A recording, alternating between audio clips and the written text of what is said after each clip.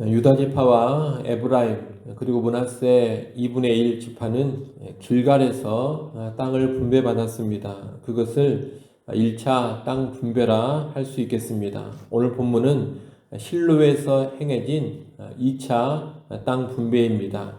1절에 보면 이스라엘 자손의 온 회중이 실로에 모여서 회막, 다시 말하면 성막을 세웠다고 합니다. 실로가 이스라엘의 예배 중심지, 종교 중심지가 된 겁니다. 그리고 이 실로에서 아직 땅을 분배받지 못한 7지파에게 땅이 분배됩니다. 가나안 정복 전쟁은 실질적인 승리로 마무리됐습니다. 하지만 아직 가나안 땅에는 일부 쫓아내지 못한 가나안 족속과 점령되지 못한 지역들이 남아 있었습니다. 그래서 여호수아는 3절에서 여호와께서 너희에게 주신 땅을 점령하러 가기를 어느 때까지 지체하겠느냐 이렇게 말합니다. 믿음으로 담대하게 나가지 못하고 머뭇거리고 있는 것을 책망하는 말입니다. 늘 상황만 살피고 이것저것 따지고만 있다가는 하나님이 주신 땅도 정복하지를 못합니다. 그래서 여호수아는 지체하지 말고 담대히 나아가서 싸워 치하라 이렇게 이야기하고 있는 겁니다. 그렇게 하지 않으면 가나안 사람들과 공존하게 될 것이고 시간이 지나면 지날수록 가나안에 동화되어 가버릴 겁니다. 오늘날 우리가 예수님을 위해 살고 복음을 위해 사는 것도 마찬가지입니다. 예수를 위해 살고 복음을 위해 살기 위해서는 용기가 필요하고 담대함도 필요합니다. 수고하고 희생하는 것이 필요하고 헌신이 필요합니다. 그래서 사람들은 그렇게 살아야 한다는 것을 알고 있으면서도 이것저것 재면서 머뭇거리고 주저할 때가 많습니다. 신속하게 주님을 따르고 적극적으로 헌신하며 살아가는 것을 주저하는 겁니다. 그런데 그렇게 되면 결국 세상에 동화되고 맙니다. 우리는 그런 태도가 책망받을 태도라는 것을 알아야 하겠습니다. 복음서에 보면 나를 따르라 이 예수님의 부르심에 제자들은 즉시 배와 그물을 버려두고 따랐다 그렇게 말씀하고 있습니다. 오늘 우리에게도 즉시 주를 따르는 모습, 다시 말하면 지체하지 않고 주를 따르고 지체하지 않고 주와 복음을 위해 살아가는 모습이 있어야 하겠습니다. 주님을 따르고 주님과 복음을 위한 일에는 신속하게 반응을 해야 하는 겁니다. 함께 하시고 책임져 주시는 하나님이 계십니다. 그 하나님을 신뢰하는 가운데 주저함 없이 주 예수와 복음을 위해 살아가는 우리 모두가 되어야 하겠습니다. 지체하고 있는 이스라엘을 책망한 여호수아는 땅을 정복하는 것과 연관해 구체적인 방법을 명령합니다. 여호수아는 먼저 각 지파에서 3사람씩 선정해 그 땅 전역의 토지를 측량해 오도록 합니다. 일종의 조사반을 구성해서 전국적인 토지 조사를 하게 한 겁니다. 그리고 유다와 요셉 지파에게 할당된 땅을 제외한 남은 땅을 7부분으로 나누어 그려가지고 오라고 합니다. 그렇게 7부분으로 나누어 그려오면 레위 지파를 제외한 나머지 7지파가 그것을 제비 뽑아서 땅을 분배하겠다는 겁니다. 이 여호수아의 명령에 따라 토지 조사반이 나가서 그 땅을 두루 다니며 7부분을 책에 그려서 실로로 돌아옵니다. 그리고 여호수아는 여호와 앞에서 제비를 뽑아 7지파에게 그 땅을 분배합니다. 오늘 본문 11절부터 28절은 이렇게 분배된 땅 중에서 베냐민 지파에게 분배된 땅입니다. 11절에 보면 베냐민 지파의 땅은 유다 지파와 요셉 지파 중간에 위치했다고 합니다. 요셉 지파라고 했는데 정확히 말하면 요셉 지파 중에 에브라임 지파입니다. 이스라엘 12지파 가운데 가장 강한 지파가 유다 지파와 에브라임 지파입니다. 그런데 베냐민 지파는 그 가장 강력한 두 지파 사이에 자리를 잡은 겁니다.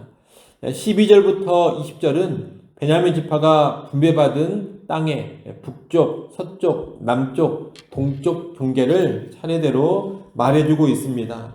이 동서남북 경계선을 말한 후에 21절부터 28절은 베냐민 지파 성읍들의 목록을 말해주고 있습니다. 거기 보면 여리고, 베델, 기브온, 예루살렘을 포함한 모두 26개의 성읍이 나옵니다.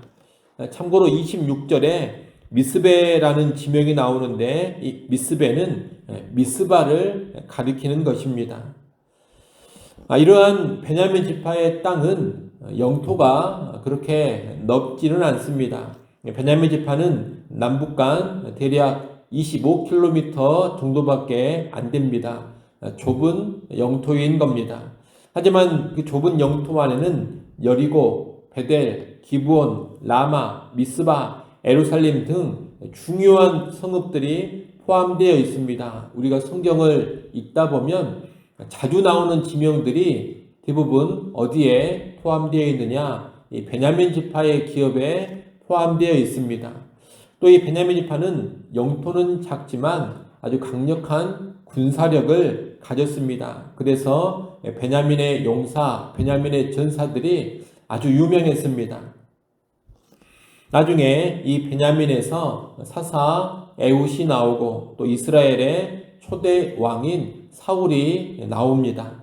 그리고 후에 이스라엘 역사를 보면 유다, 에브라임 지파와 더불어서 이 베냐민 지파가 이스라엘의 핵심적인 지파가 됩니다. 땅은 좁았지만 대단히 강하고 건실한 지파가 바로 이 베냐민 지파인 것입니다. 이를 통해 우리는 무엇을 하나 배우게 되느냐? 땅의 크기가 중요하지 않고 그 안에서 이루어지는 삶의 수준, 삶의 내용이 중요하다는 것을 배우게 됩니다. 삶의 수준, 삶의 내용이 질적이면 땅의 크기와 상관없이 중요한 역할을 감당하게 된다는 겁니다. 사실 이스라엘이라는 나라 자체가 그러합니다.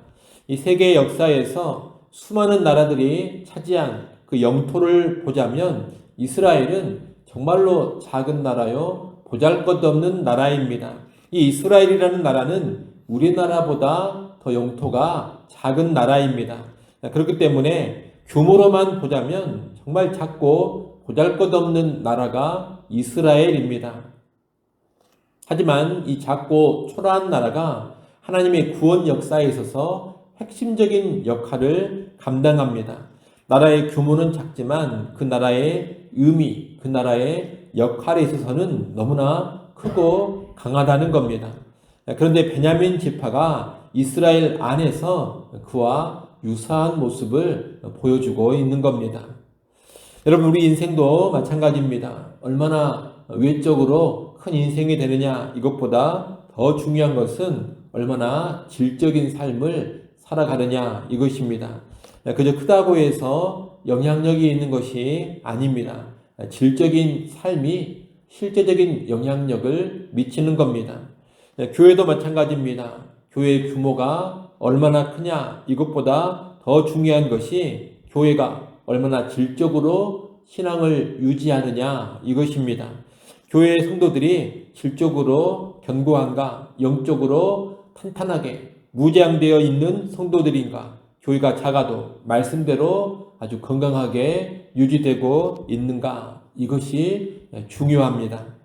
물론 큰 교회도 질적으로만 잘 세워져 있다면 좋은 영향력을 미칠 겁니다. 그러나 규모가 작은 교회라 하더라도 질적으로 잘 서 있기만 한다면 얼마든지 그 땅 가운데 귀한 역할을 감당할 수 있고 좋은 영향력을 미칠 수가 있습니다. 그렇기 때문에 우리는 규모 이전에 언제나 질이라는 것을 생각할 줄 알아야겠습니다. 규모가 얼마나 크냐, 규모가 얼마나 대단하냐, 여기에 먼저 집착하면 안 됩니다. 거기에 먼저 집착하면 안 되고 우리의 질이 어떠한가 항상 여기에 먼저 집중할 수 있어야 합니다. 그러니 여러분, 내 인생을 볼 때 세상적으로 얼마나 크고 얼마나 화려한 인생이냐, 이것보다 하나님 앞에서 내 인생의 질적인 수준을 높이는데 더 집중하시기를 바랍니다. 우리 교회를 바라볼 때도 외적인 규모를 어떻게 키우느냐 이것보다 어떻게 하면 교회 성도들의 질적인 수준을 더 높일 수 있을까? 어떻게 하면 성도들의 질적인 수준을 더 강화시킬 수 있을까? 여기에 더 집중할 수 있기를 바랍니다. 그래서 크기나 규모와 상관없이 삶과 내용이 질적이어서 중요한 역할을 감당하고 좋은 영향력을 크게 발휘할 수 있기를 바랍니다. 아무쪼록 우리는 작다 하더라도 강한 인생이 되기를 바라고 작다 하더라도 강한 교회로 든든히 설 수 있기를 간절히 바랍니다. 기도합니다.